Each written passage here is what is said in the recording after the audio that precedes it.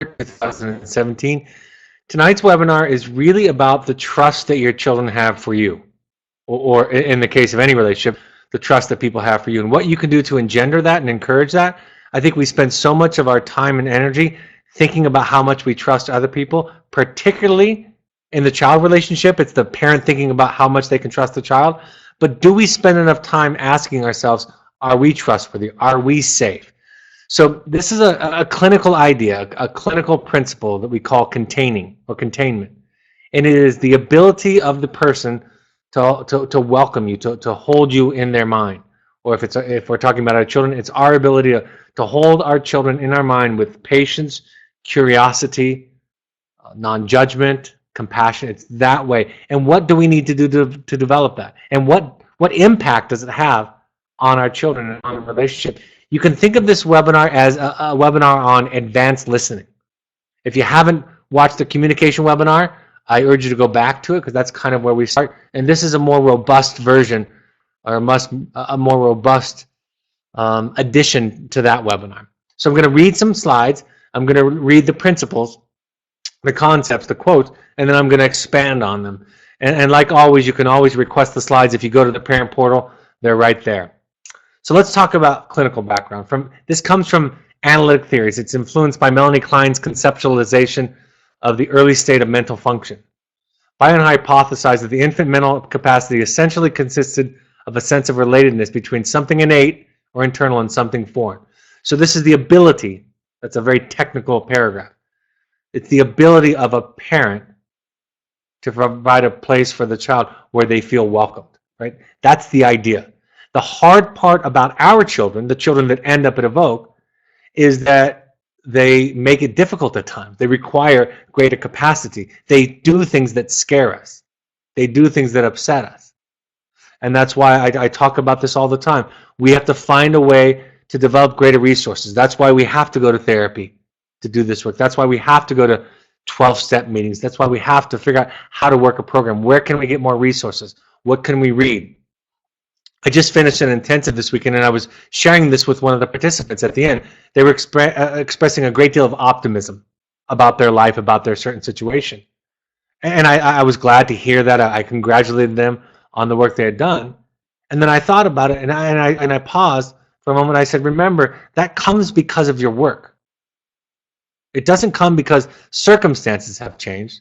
It comes because of your work. Because in a week or two or a month from now, you're going to have a moment of feeling overwhelmed again. You're going to have a moment of despair. And the thing that keeps you in that optimistic, hopeful place is to do your work. I can't express that more clearly to all of you.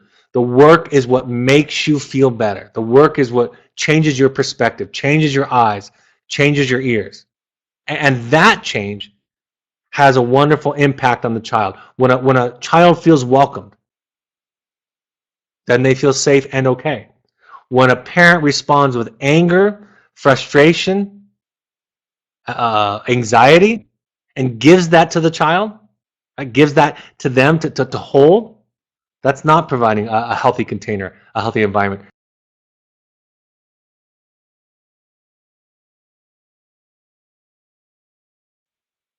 Except for the only option that the child is left with is the idea that something must be wrong with me.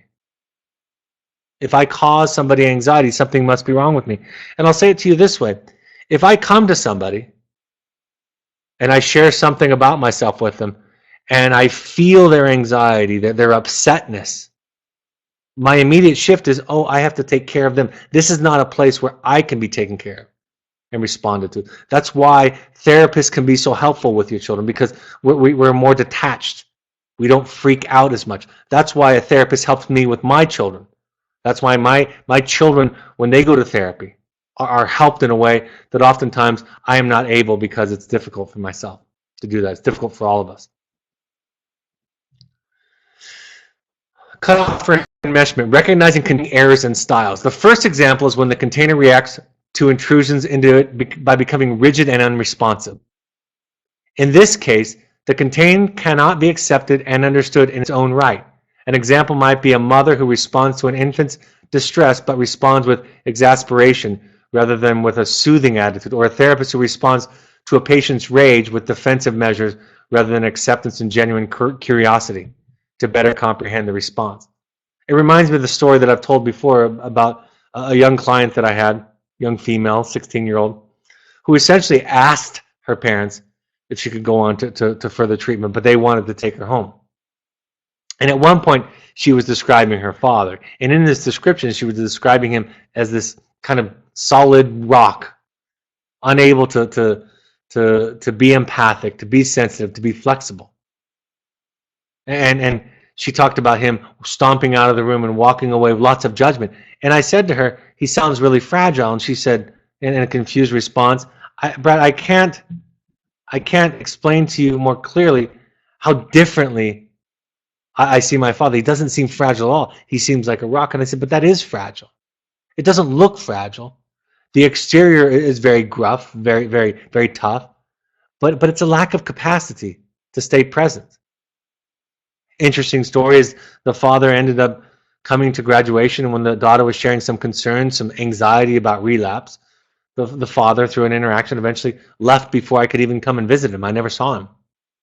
He left the transition area, the transition camp that we had at that day.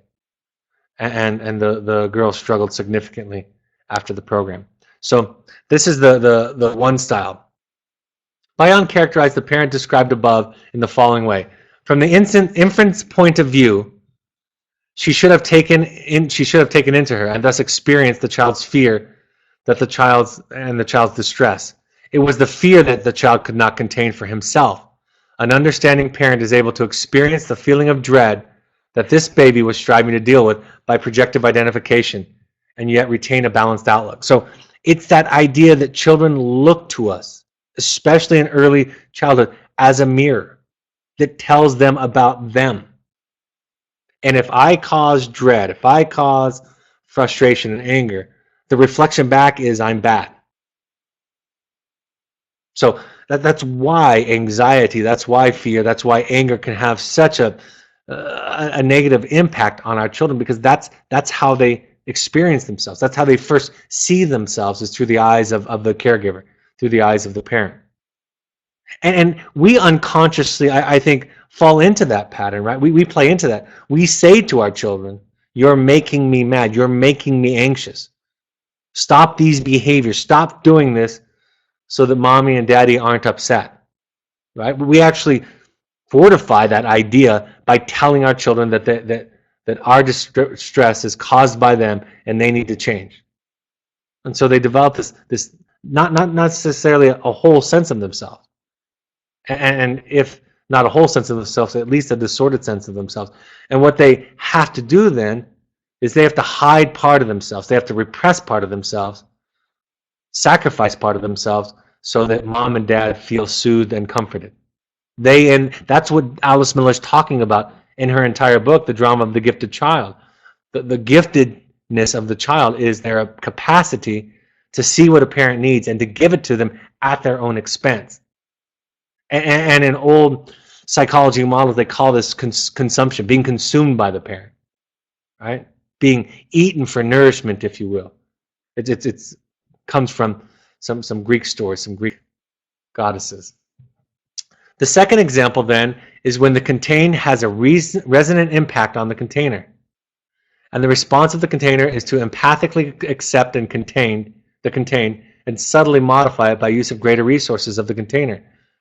In other words, metabolize the contained. In this situation, the contained is more or less fully felt and understood by the container.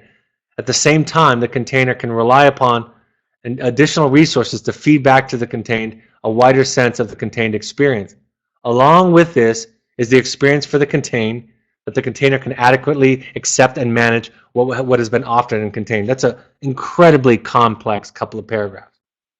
But what they're saying essentially is, if I can take you in, if I can see you, if I can hear you, if I can tolerate you, in that experience, I can also impact you in such a way, reflect back to you in such a way, a positive sense.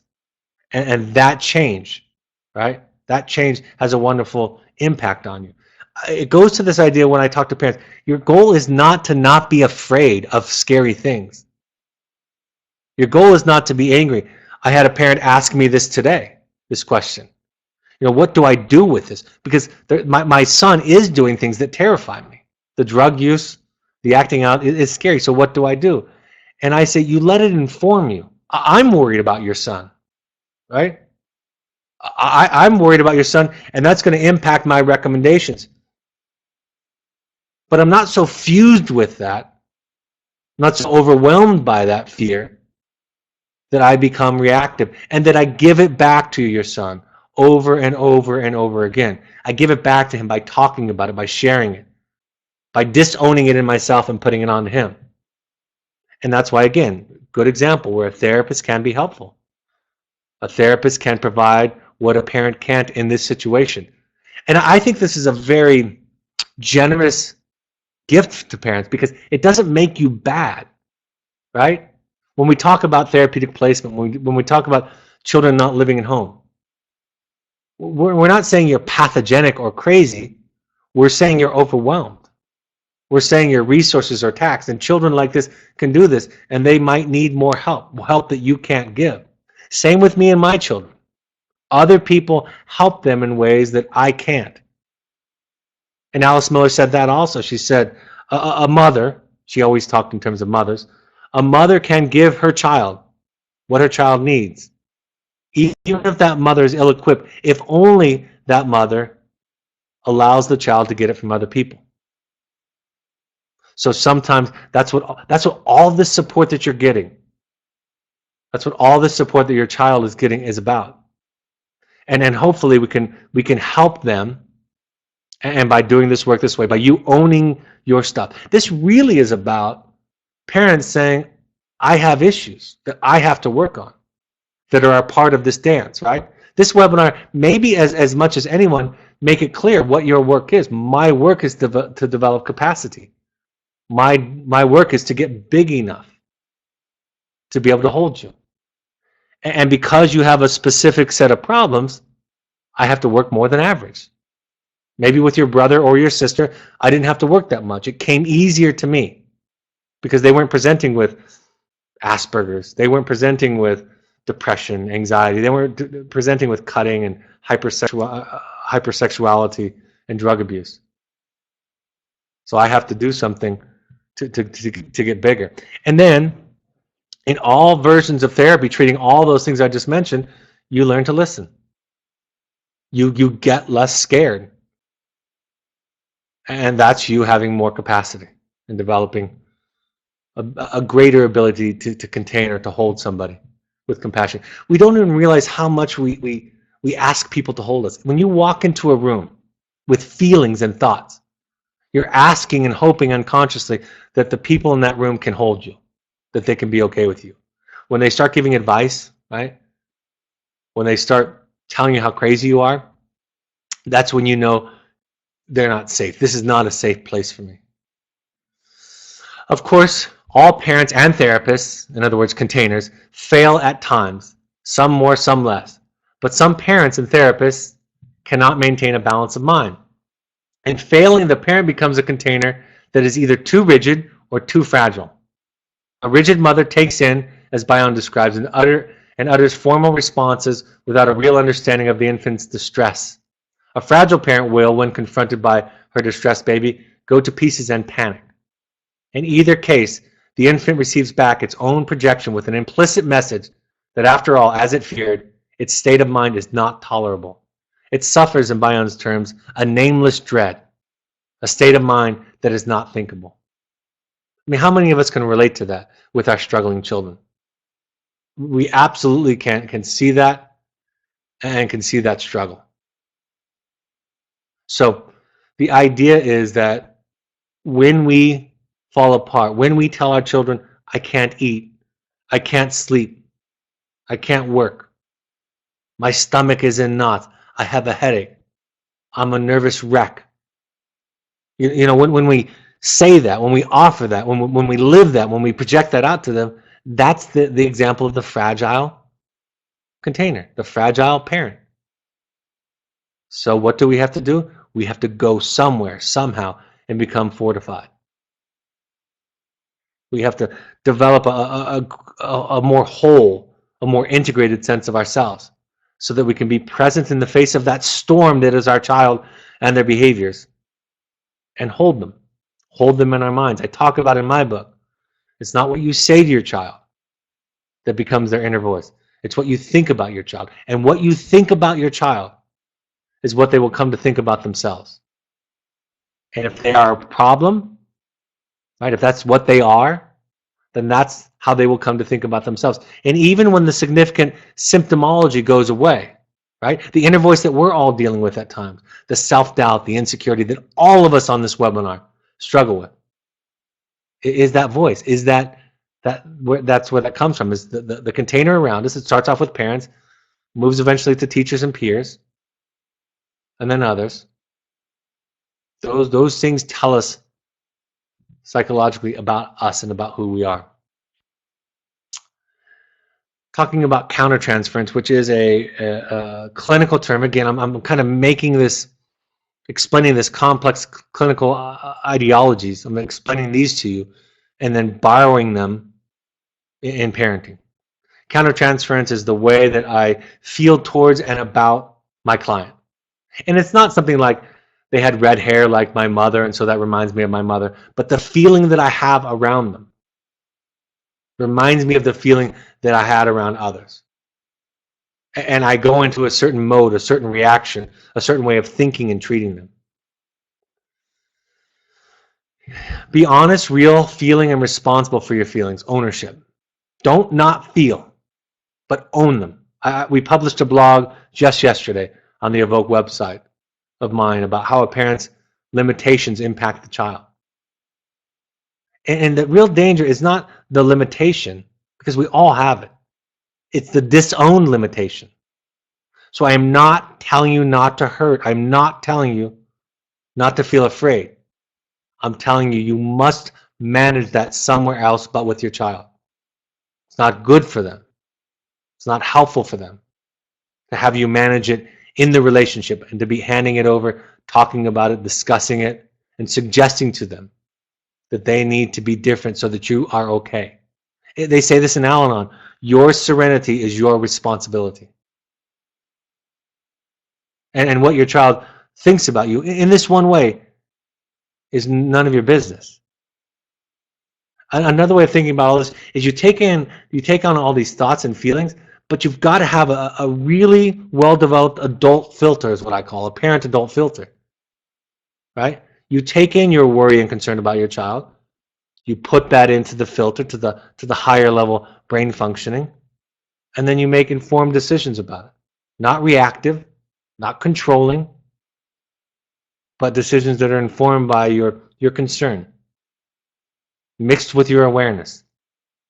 In terms of countertransference, Hyman wrote, the aim of the analyst's own analysis is not to turn him into a mechanical brain which can produce interpretations on the basis of purely intellectual procedure, but to enable him to sustain his feelings as opposed to discharging them like the patient.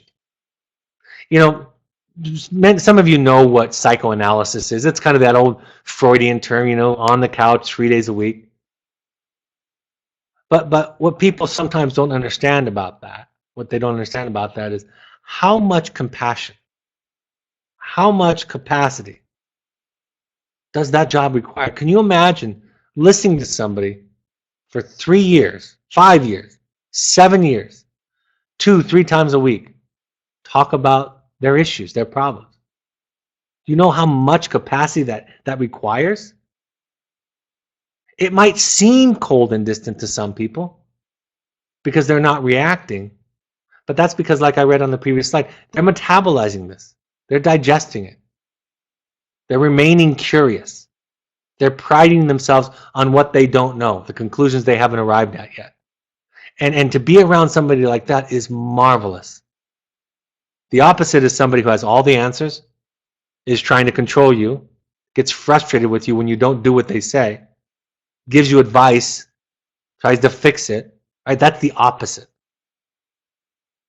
This process takes a lot more compassion, a lot more capacity. So it's about ownership. Countertransference is defined as the redirection of a psychotherapist's feelings towards a client, or more generally, as the therapist's emotional entanglement with the client, right? It's not something we avoid or ignore or feel ashamed of. It's something that we see, experience, and then pay attention to. We look at it, and it tells us something about the client. A new belief had come into being that countertransference can be of such enormous clinical usefulness. You have to distinguish between what your reactions to the patient are telling you about his psychology and what they're merely expressing about your own issues. You know, I love this quote from Jamie Gill where she says, a therapist, and I think this applies to parenting too, a therapist doesn't need to be the paragon of health. Indeed, no therapist is, no parent is. But what a therapist needs to be, and what is helpful for a parent to be, is they need to know what the ideal is. They need to be able to imagine the ideal. And then they need to be able to recognize how far away they are from that ideal.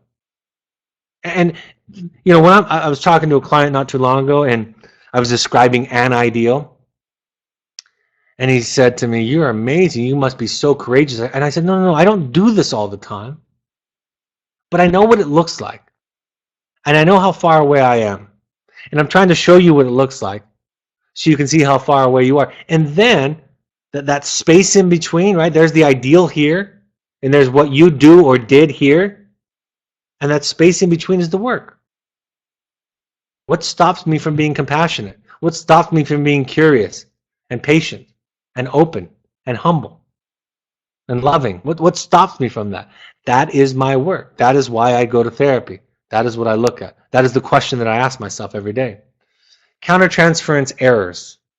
Acting on a feeling from your child as if it's one's own instead of trying to understand the feeling is a countertransference error, and we all make it. Right? It's probably one of the most common things that I see. Parents can't distinguish between themselves and other. And they start reacting out of their need and not their child's need. Looking at parenting as a journey and not getting it right, or getting in trouble when you are coached. Sometimes when I'm talking to parents, private practice, when I'm talking to parents at Evoke, when I'm talking to parents at the intensive, they focus on getting it right. Like, I don't want to make a mistake. I don't want to get in trouble. Because of shame, right? Because that's what their background told them. It was about getting it right. Instead of showing up, being very human, and then learning what you don't know. That's a very different way of involvement, a very different way of being in this world. Perhaps the extreme development of the new view is what is known as the countertransference self-disclosure. The analyst reveals to the patient what he or she is feeling, so as to highlight the difference between the analyst's experience and that of the patient. In one opinion, this implies an entirely different view of what communication between patient and analyst is about. The classical late 20th century view being that it is not a matter of confessing to the countertransference, but recognizing it and integrating it into the interpretation. And so you use it.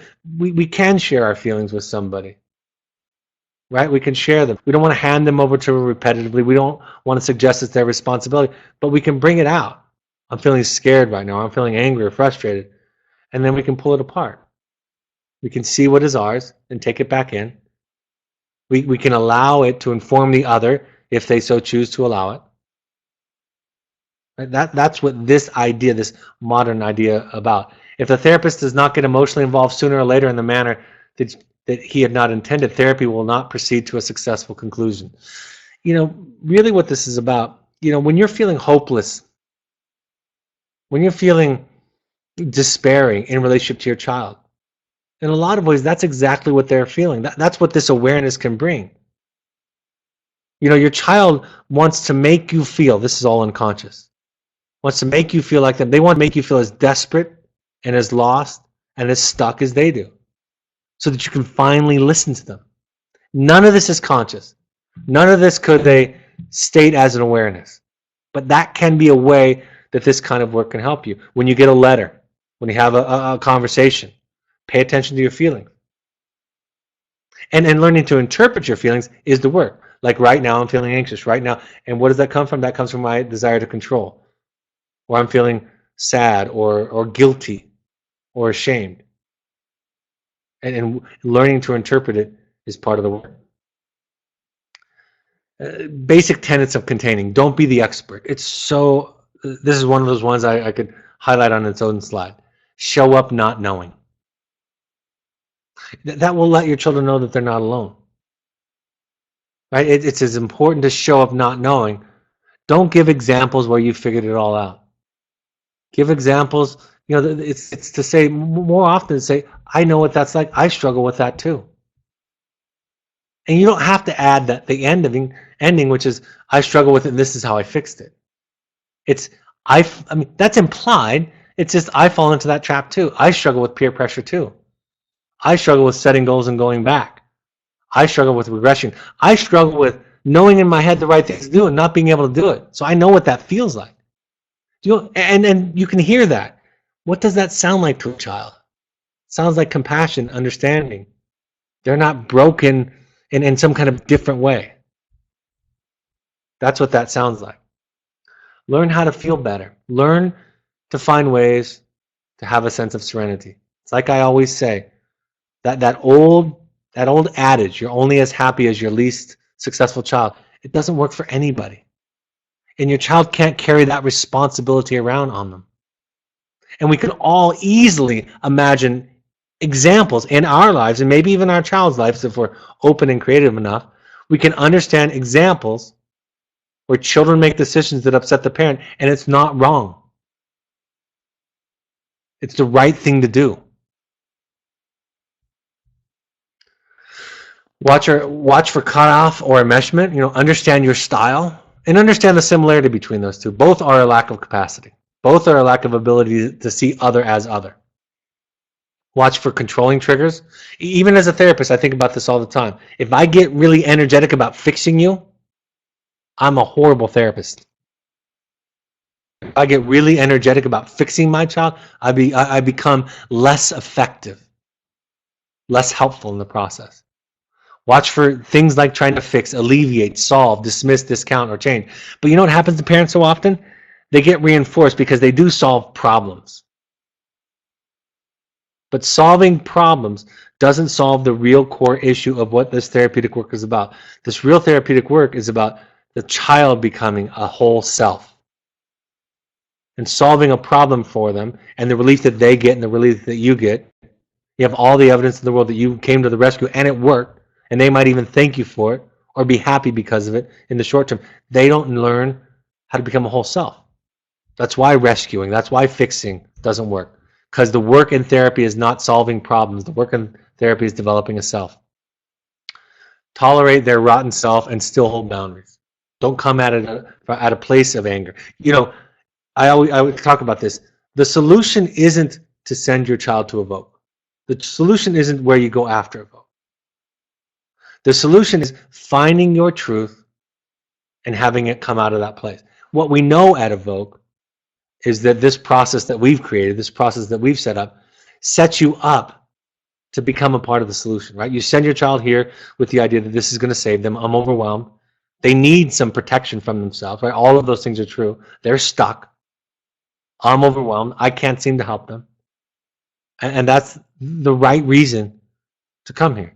And then once you get here, we give you a lifetime membership in webinars, all the support and assignments that we can, so that you develop this idea, so that it lasts forever. So it sustains itself and you become the expert in your own life. What are the skills involved? Listening, clearing your mind of judgments, conclusions. You don't know your child's truth. You don't. If everything goes well, they're going to move just beyond the horizon of what you can see. They're going to be bigger than you. Unfortunately, that path is messy as can be. It involves jail time sometimes. It involves horrible decisions. But the more that you can be a part of that process in this way that we're describing tonight, it'll be both a joy to you and a huge asset and resource to them. So don't think you need to know their truth, because you can't possibly know it. Yours is hard enough to find and keep hold of. Clear your mind. Embrace not knowing. Be reflective. right? Spend so much time on hearing other people. And sometimes when you get really good at this, you hear them, you hear what they don't say, right? You understand, and that's really what part of therapy is. Like, I listen to you, I hear it, and I hear something you haven't heard yet. And then I reflect it back to you, say, what about this? Does it sound like this? This is what it sounds like to my ears. Does that fit for you? Right? I'm helping you to find your story. So reflect, understand, and empathize as much as possible. Not getting your child in a chronic way is a problem. That's a you problem. I don't know why she does this. I don't know why he does this.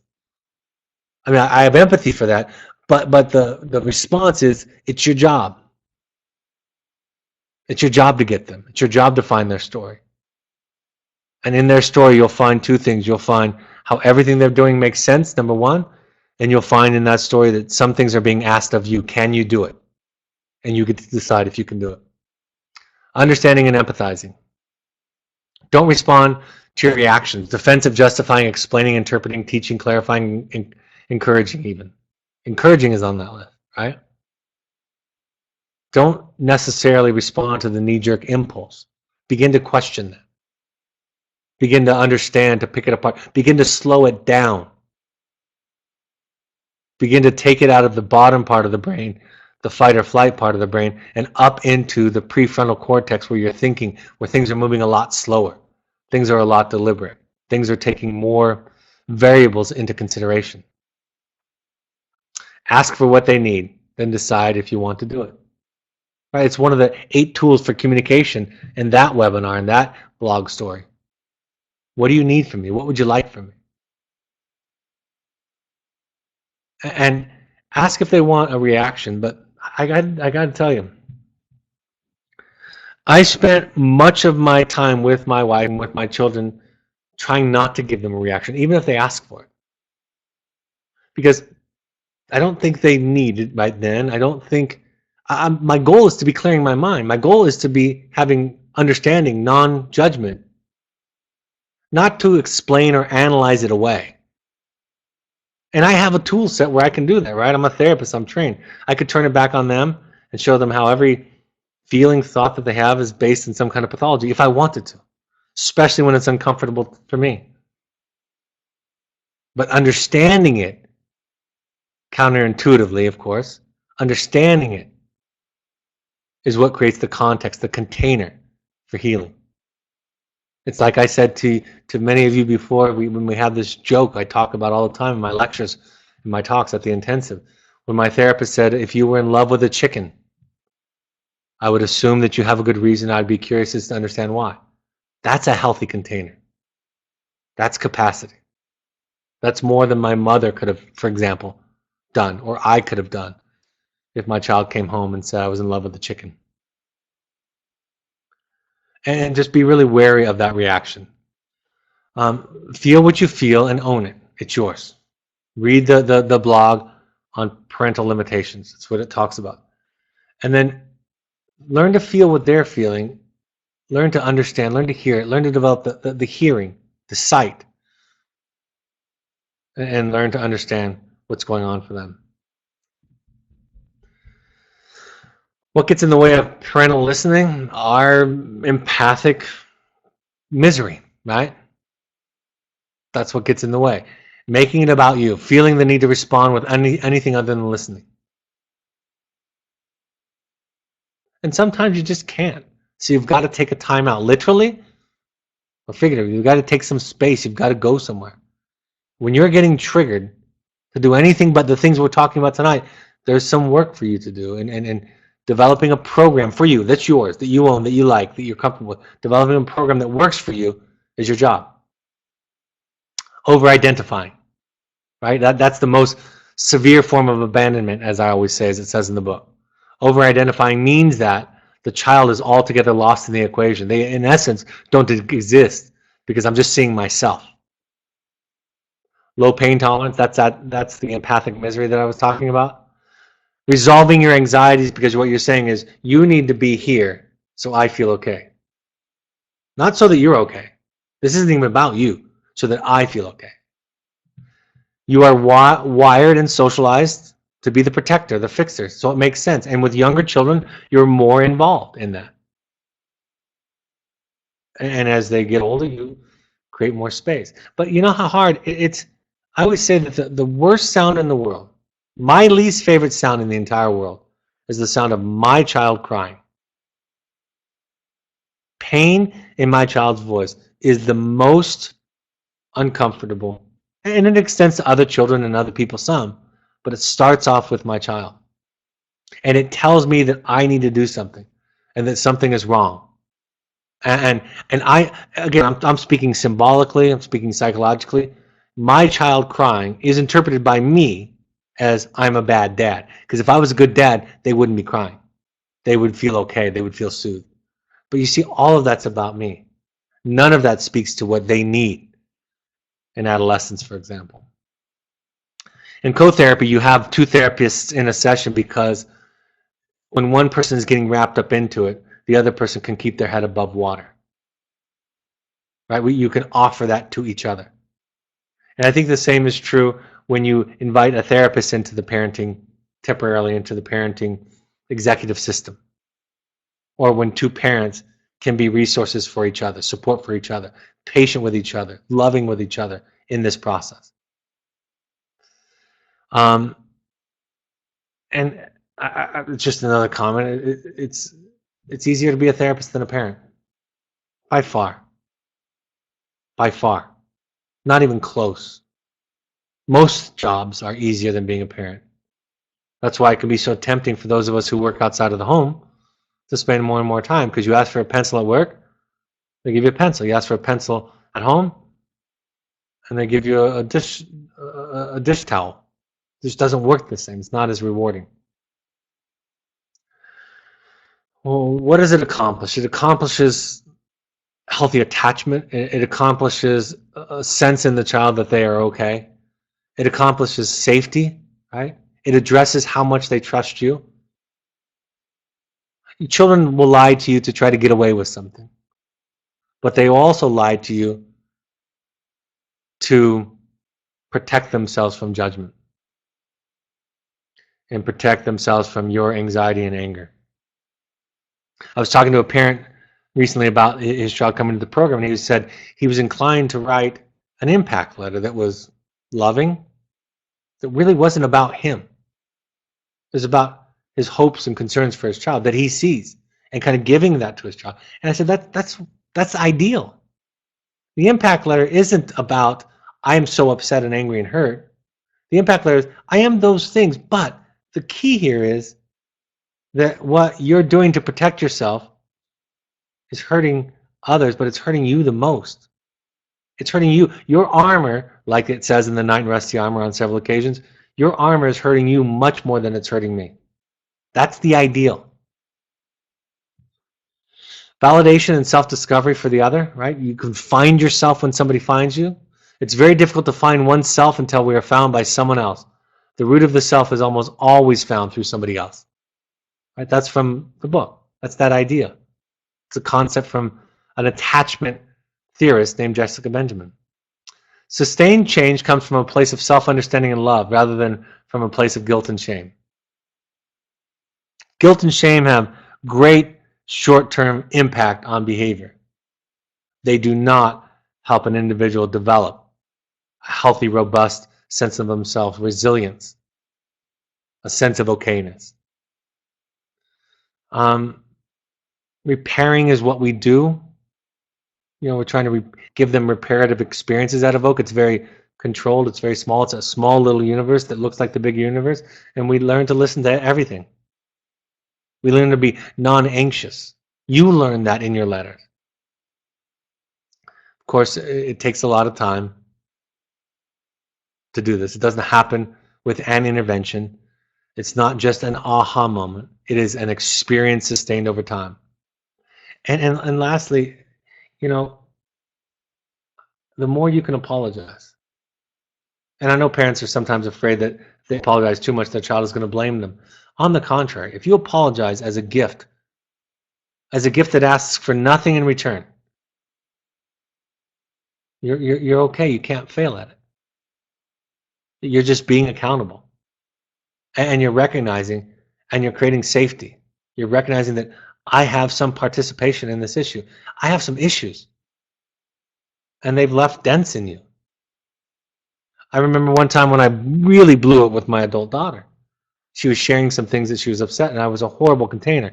And of course, my defenses are really sophisticated, and so I was really proud of my defense. I was justifying it as I was doing it.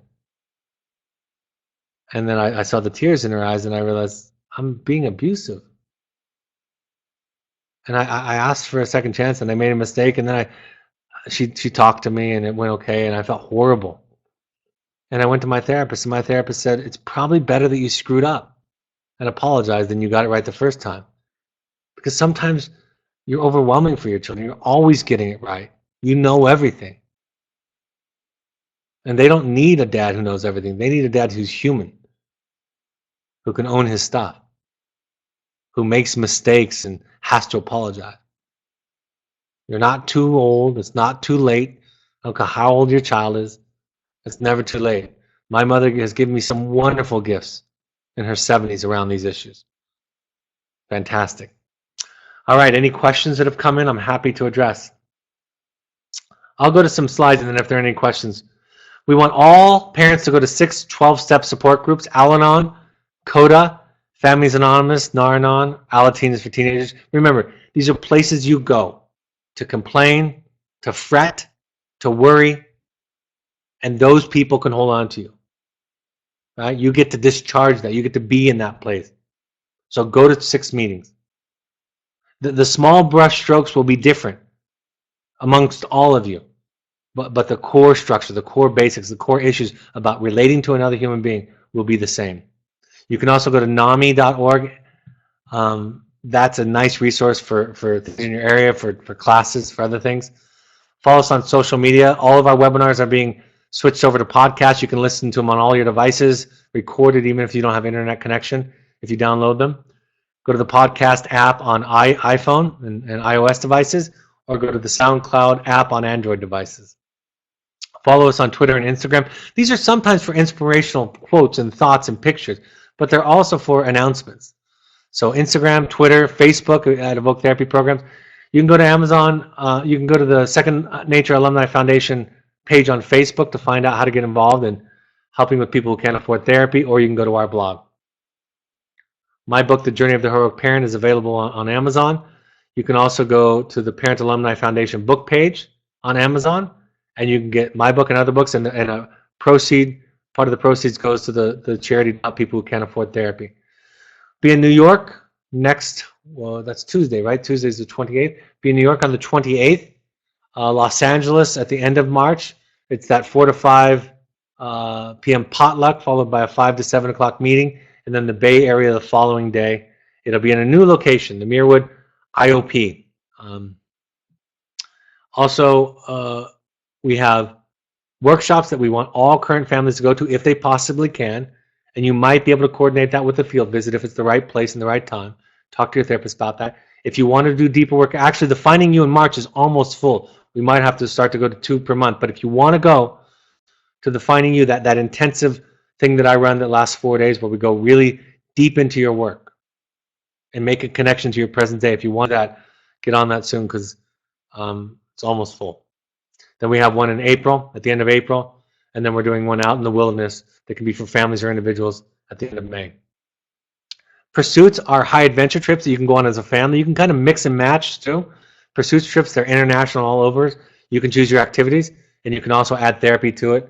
If you want to do it for your children, you don't want to just do intensive work, but you want to have a combination. Sometimes that's more palatable for children, is some fun, some fly fishing, some mountain biking, some river rafting, some climbing or rappelling, and then some therapeutic process. So it's kind of sober fun, therapy light, adventure therapy. All right. First question from a parent. My daughter is in an RTC, and it is hard to be the container in the best way on home visits. So many triggers that sometimes we all falter. Any suggestions? I can see each visit is better, but I find myself anxious as the visits approach. As her mother, I do want it to go well, so we can all keep moving forward. Thanks. You know, first of all, you're not unique. I mean, that's it's normal. And there's so, I mean, you've invested so much money, so much time, so much energy into all this. It makes sense why you're just hoping that things are fixed, that it goes well. That's normal. All of that is normal. However, doesn't help, as you know. So you've got to embrace the mess. Right? When my son was leaving Wilderness, he did go to aftercare. But as they were talking to me about him not being ready, the consultant and the Wilderness therapist, he's not ready, he needs more. And I said, by the time when I took him home, I said, I'm okay with the mess. I want the mess. I want to work through it. I want to work with him. And I'm going to value the mistakes as much as, and I got better at, I'm better now than I was then at valuing mistakes. Right? That's how children come to know themselves, is through mistakes. Now, if it gets to the point where it's unsafe and intolerable, then I get to make that decision again. At one point, my son was a week or two away from me sending him again. I didn't tell him that because I was around him. I was trying to be as calm as possible, but I was scared. And I was talking to friends and colleagues and mentors. And like I said, I was about to send him away again. But I did something different with him. And he started talking to me more. And he started opening up. And eventually he figured it out. And that's 7 years ago, 8 years ago. It's been fantastic ever since. So get support, get work, value the struggle. Don't just value the successes. And by valuing the struggles, you're going to show up during the mistakes, during the missteps. You're going to show up in a different way that feels different, that is containing. So that's the idea. Keep watching webinars, read books that help you, go to therapy, go to meetings, and learn that sometimes out of disaster. I was talking to a mother today about all the potential disasters that her son could possibly be in, and my thought was, I hope so. I think that could be really helpful for him. Carl Jung, the famous psychologist who was the protege of Freud, used to say somebody would come into his office and they just got a raise at work, a promotion at work, and got engaged, and everything was going well. And Jung would say to them, if we band together and really prop each other up, I think we can get through this. And then somebody would come and saying their relationship just broke up, or they lost their job, or they had some illness. And Jung would say, let's pop open a bottle of champagne and celebrate. This is wonderful. And he was trying to illustrate this idea. Freud said that if you want somebody to grow, set them up in a situation where they're going to fail at it. So it's a reframe, right? We have to not look with terror on mistakes. It's hard with our children because the children that end up in Vogue have done some really stupid and dangerous things. So it's hard, but that's our work.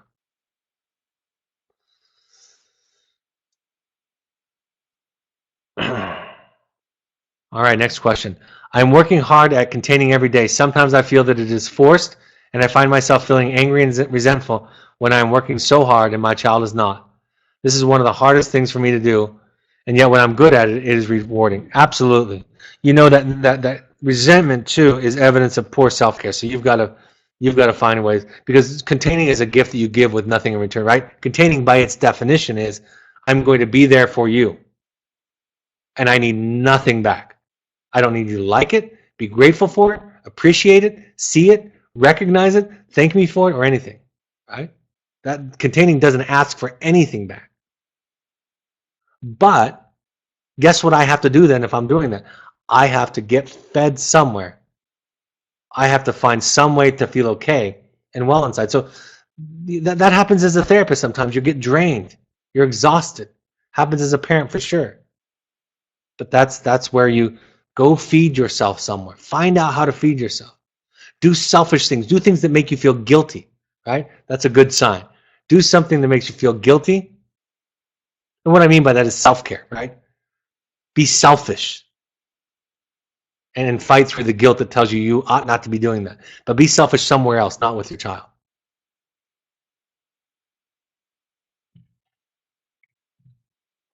Any other questions? All right. Thank you for your questions, and thank you for moderating, Andrea. I hope these are helpful. And again, you can request the slides, or if you're on the parent portal. If you're not on the parent portal, we have a parent portal for parents who have already graduated, where you can have access to the webinars there and access to the slides there. I know this was a very sophisticated topic, so feel free to ask for those quotes and those slides, or to listen to it or watch it again. Hope it's helpful. I hope it's a helpful point of contact. Because of I'm going to New York next week, and then I'm going to vacation the following week. I wanted to get some webinars in around that, so I'm going to do a webinar at a different time. I'll send out the topic tomorrow, but it's going to be this Sunday at 11 a.m. Mountain Time. So if sometimes these late times on the East Coast are tough for you, we'll try it this Sunday before I take off for my trip, and look forward to it. Have a great couple of days, folks, and I'll talk to you on Sunday. Take care. Bye-bye.